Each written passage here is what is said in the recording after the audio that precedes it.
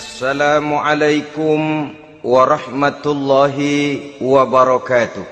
Waalaikumsalam warahmatullahi wabarakatuh. Bismillahirrahmanirrahim. Alhamdulillahi rabbil alamin.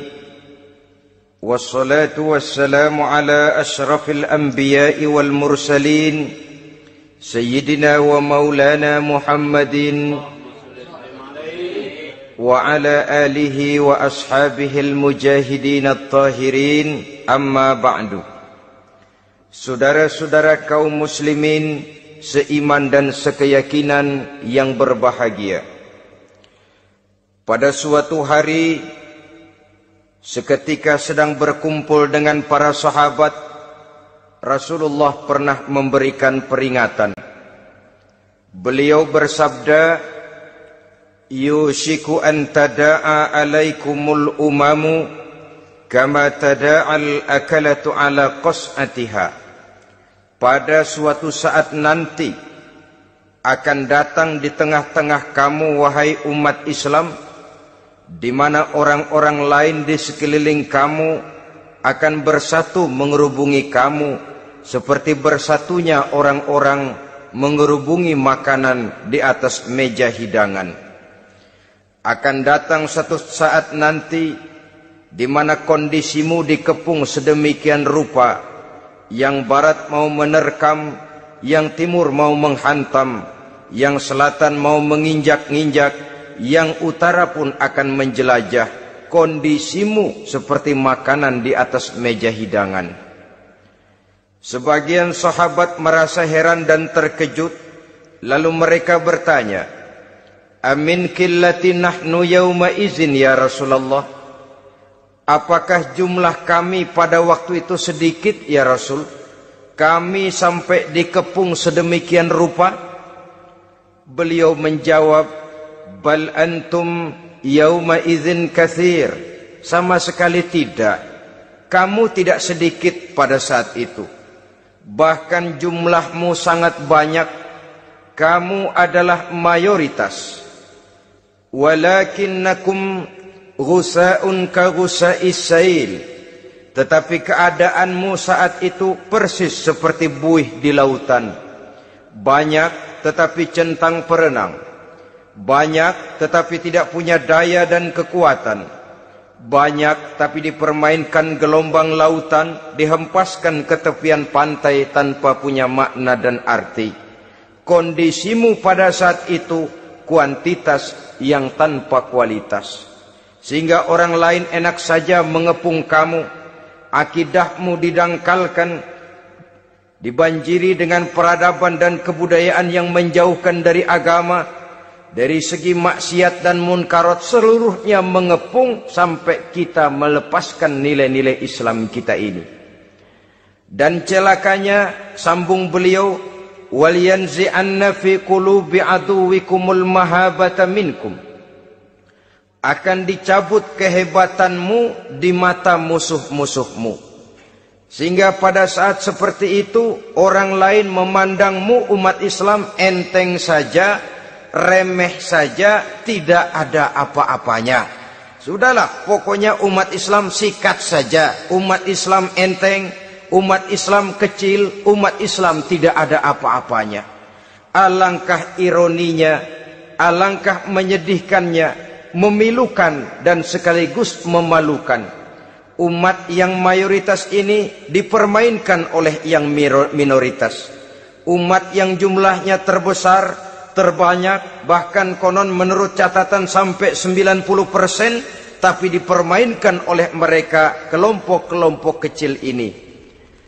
Wal yakzifanna fi qulubikumul wahn. Pada saat itu di hatimu dicampakkanlah penyakit wahan. Sahabat kemudian bertanya, wa mal wahnu ya Rasulullah? Apakah penyakit wahan itu ya Rasul? Beliau menjawab, hubbud dunya wa karahiyatul maut. Penyakit wahan itu tidak lain hubbud dunya wa karahiyatul maut. Terlalu cinta kepada dunia dan terlalu takut kepada mati. materialistis dan takut resiko.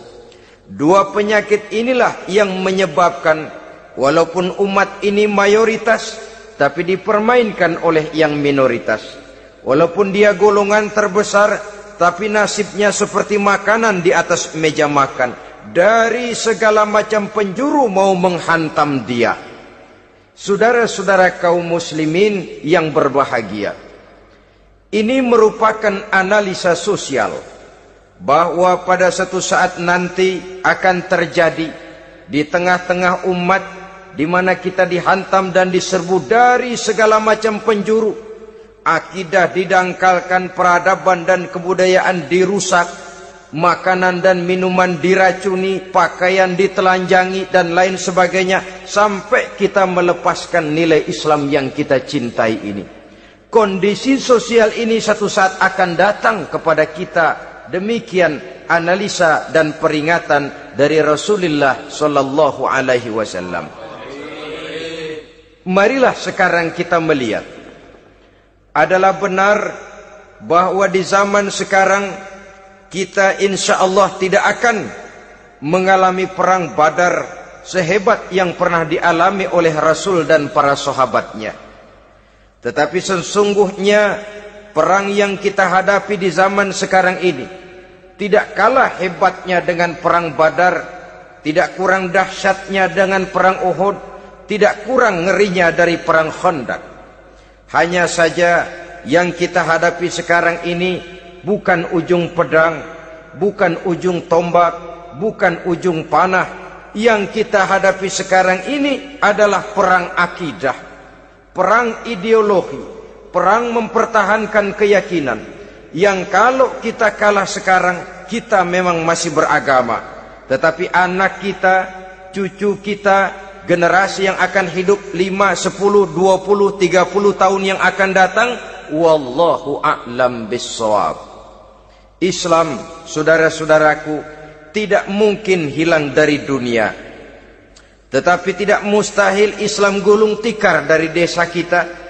Tidak mustahil Islam gulung tikar dari kampung dan kota kita, jikalau kita tidak menjaganya, jikalau kita tidak memeliharanya, bahkan jikalau kita tidak mewariskannya kepada anak-anak kita, generasi yang akan datang. Marilah kita mengingat sejenak bagaimana Islam di Spanyol yang pernah jaya, pernah mewarnai daratan Eropa, dan yang sekarang hanya sekedar tinggal ceritanya saja. Ini pernah diperingatkan oleh Rasul dalam satu hadis, sayati ala ummati zamanun la yabqal Islam illa ismun wala minal Quran illa rasmun. Akan datang satu masa di tengah umatku di mana pada masa itu Islam ada tapi hanya tinggal sekedar namanya saja, dan Quran pun ada tapi cuma sekedar tinggal tulisannya saja.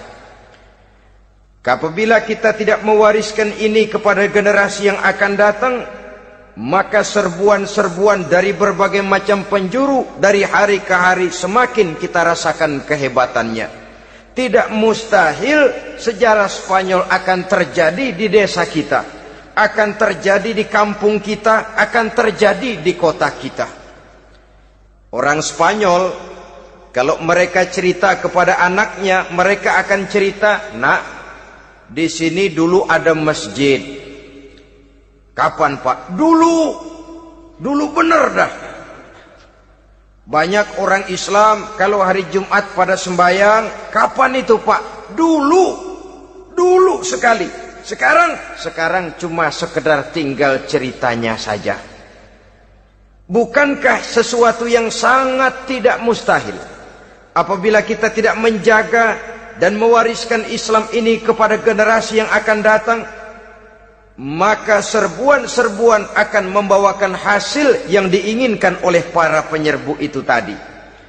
Kita sudah menjadi umat yang mayoritas, tetapi umat yang mayoritas ini menurut Rasul dikepung sedemikian rupa, akidahnya didangkalkan, peradaban dan kebudayaannya ditekan sedemikian rupa, kehidupan sosialnya dibuat individualis, Kemudian dari segi pergaulan, pakaian, makanan, minuman dan sebagainya diracuni sampai dia tidak lagi berpegang teguh kepada agamanya. Dan dikala itu hilang kehebatan umat ini di mata musuh-musuhnya. Orang lain memandang kita ringan saja, enteng saja, satu umat yang sudah kehilangan wibawa. Padahal konon kabarnya kita mayoritas, tapi enak saja dikutak-kutik orang lain.